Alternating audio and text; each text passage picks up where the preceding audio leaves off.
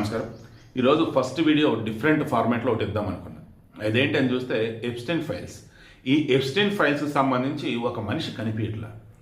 ఆమె నాడియా మార్సింకో.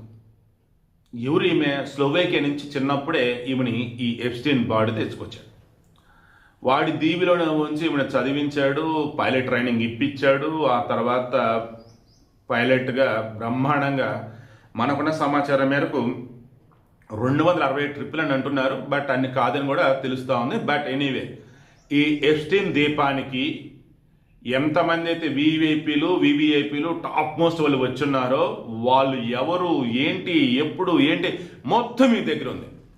మొత్తం రిపోర్ట్ ఉండేది కదా, ఎప్పుడు లాగిన్ డేటా ఉండేది చూస్తారు, ఎప్పుడు ఫ్లైట్లోకి వచ్చింది, ఎప్పుడు దిగింది, ఏడు జిల్లింది, ఏంటని చెప్పేసి ఆ ల్యాగ్ రికార్డ్స్ మొత్తంలో కూడా ఎవరెవరు వచ్చారు ఏంటి మొత్తం ఈమెకు తెలుసు అంట. ఇప్పుడు ఈమె కనుక నోరిప్పితే ఖతం. ప్రపంచంలో ఉన్నటువంటి ఇప్పటికే చాలా దేశాల అధ్యక్షులు, ప్రధానులు భయపడిపోతున్నారు. కొంతమంది రాజీనామాలు చేశారు, ఈ కొంత అడ్రస్ లేకుండా అయిపోయారు. కానీ 2024లో చివరిసారిగా ఈ ఎప్స్టైన్ ఫైల్ సంబంధించి ఒక ఫైల్ బయటకు రావడం, ఆ టాపిక్ రావడం జరిగింది.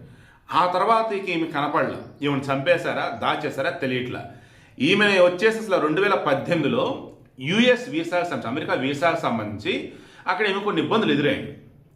ఆ మూమెంట్లో ఈమె కొన్ని రహస్యాలు బయట పెట్టింది.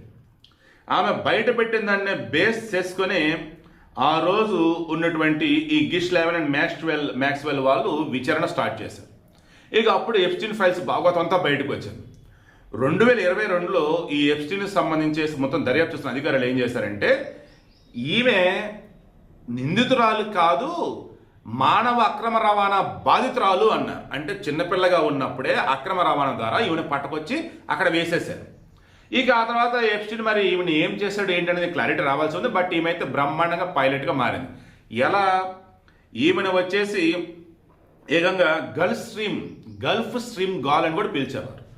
గల్ఫ్ స్ట్రీమ్ గాల్ అని పిలుస్తూ ఎన్నో ప్రయాణాలలో అద్భుతమైన పైలట్గా సూపర్గా ప్రతిభ కనబరిచింది.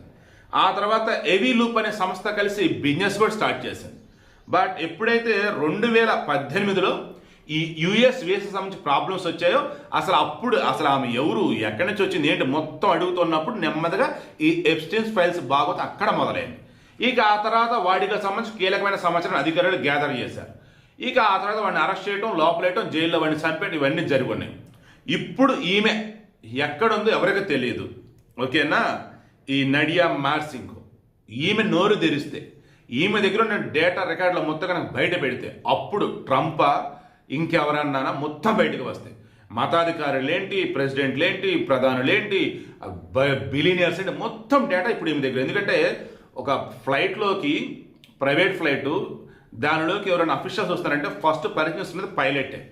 సో ఈమెకు తెలుసు కదా ఎవరు ఏంటి అని చెప్పేసి. సో ఈమె నోరిప్పితే ఈ ఎప్స్టైన్ ఫైల్స్ భాగవతం అంతా కూడా బయటకు వస్తుంది. ఓవరాల్ ఎప్స్టైన్ ఫైల్స్ ఎవరైతే ఉన్నారో చిన్నపిల్లలతో సెక్సువల్గా ఆనందించిన వాళ్ళు, పైశాచిక ఆనందం పొందినటువంటి వాళ్ళు మొత్తం లిస్ట్ ఈమె దగ్గరే ఉంది. ఈమె ఎక్కడ ఉంది ఏంటో తెలియదు. బట్ ఇదంతా బయటపడతానికి ఎప్స్టైన్ ఫైల్స్ బయటపడతానికి కారణం ఎవరంటే ఈమె పేరేంటి, Nadia Marcinko from Slovakia. But Epstein files సంబంధించి ఆ ద్వీపంలో ఉండిపోయింది. ఇప్పుడు ఎక్కడ ఉంది ఏంటో తెలియదు.